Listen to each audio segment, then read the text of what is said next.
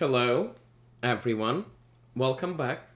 Today, we're going to look at a very instructive game that one of my students, Joshua, played in a tournament over the board, um, Mid America, about 2 weeks ago, week and a half ago.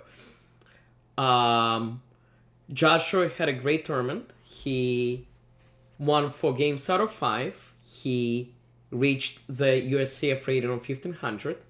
In this game, he played someone rated around 1400 USCF. So let's take a look. Joshua was black. We got e4 c5, Sicilian Defense, and white plays knight c3. Knight c3 could lead to the Grand Prix attack with f4 and knight f3. White can go back to playing the open Sicilian, play knight f3, so many different options. Joshua chooses e6, which is okay, nothing wrong with that, and white wants to go back to the open Sicilian with the idea to play d4. Joshua develops his knight, nothing special here, and now white plays a move which is not best. Plays e5. e5 is a nice move. It takes control over some key squares in the black position. The downside of this move is this pawn is a little bit too far away from its friends.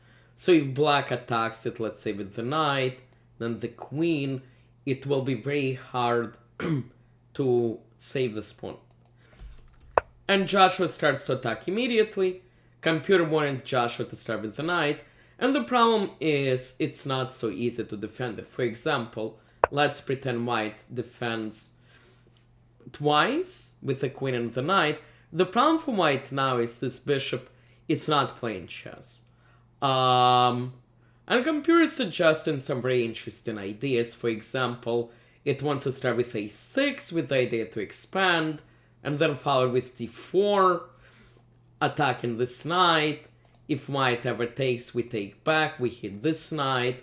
The point of a6 is to stop this knight from coming, and this is not very pleasant for white. Having said that, maybe that's what white could have tried. Instead, white plays d4, defending. Of course, Joshua takes, and now it's instructive. In the game, white decided to take with the knight, which is the most obvious move, but this is also a very instructive moment. Something I tell my students: when someone takes you, don't automatically just take back. It would have been better to recapture with this knight, for example. Okay, but white takes, and now Joshua gets a free pawn. Queen e5. He's also double attacking the knight. So white chooses to drop the knight back. The downside is this bishop is not playing chess.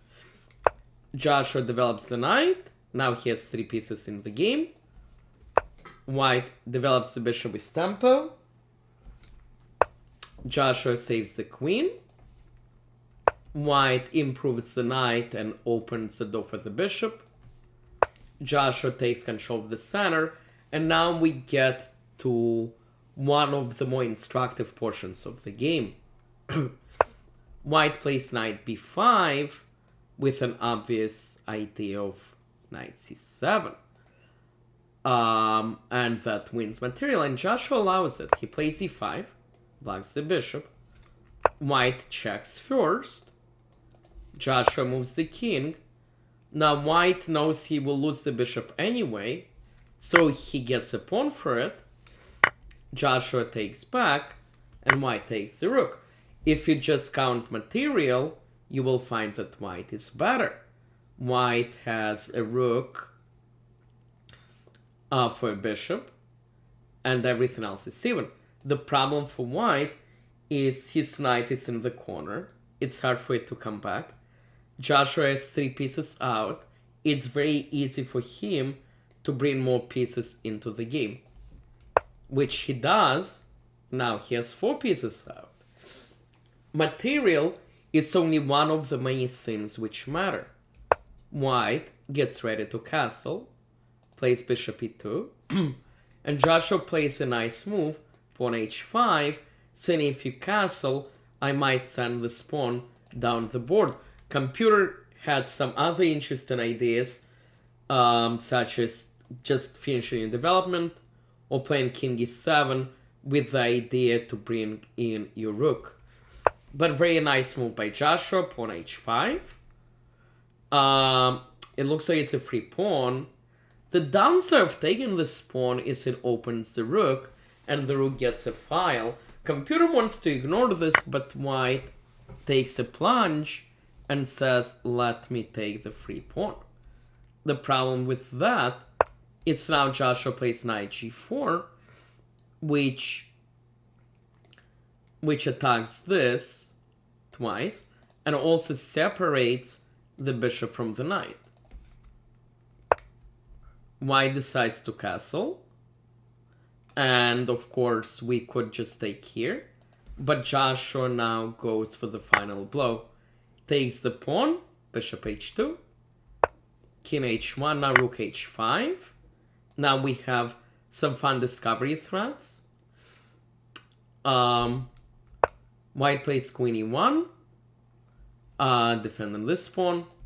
And Joshua plays a very nice move, pawn c4, because he realizes it could be fun to be able to bring your queen into the attack. Notice, white knight is still in the corner. White plays b4, and Joshua doesn't care now. He's fully set for a checkmate attack. He sacrifices the bishop, opening up the rook. And now he sacrifices the rook with the idea to replace it with a queen. So king takes, and now the queen comes in, king moves, and now checkmate. Very nice game by Joshua. A couple of key moments. Whenever you push a pawn, lesson number 1, make sure that pawn is sufficiently defended.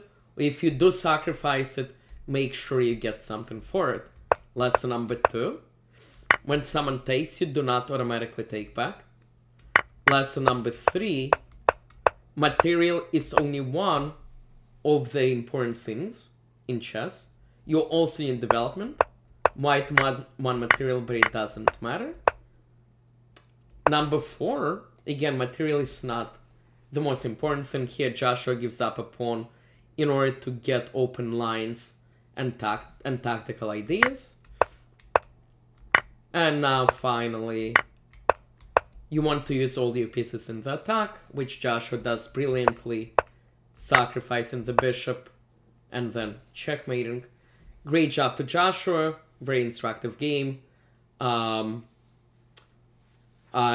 have great expectations from Joshua in the upcoming tournament, and everyone else. I hope you enjoyed it. I hope you learned something. Please like, please subscribe. I'll be back soon. Thank you.